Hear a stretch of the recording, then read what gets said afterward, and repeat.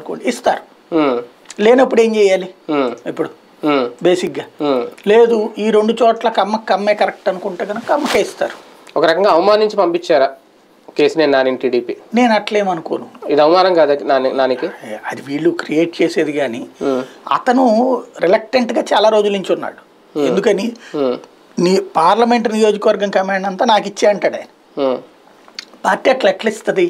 అలా అనుకుంటే గల్లా జయదేవ్ కూడా అసలు గెలిచిన కానీ ఒకసారి కూడా గుంటూరు రాలేదు, గెలిచిన కానీ ఒక యాక్టివిటీ కూడా ఏం చేయలేదు ఆయన. మరి ఆయన ఏం పక్కన పెట్టలేదే? ఆయన కూడా ఇంతో పాటు గెలిచిన ఎంపీ కదా. ఓకే, ఇవ్వకపోవడం వేరు, నువ్వు ఇంకా పార్టీ కార్యక్రమాల్లో జోక్యం చేసుకోవద్దు అని చెప్పి మనుషులు పంపించి చెప్పించడం వేరు కదా, అవమానం కదా? దానికి కారణం ఉంది, అతను ఇంకొక యాక్టివిటీ ఏం చేయట్లేదు కదా.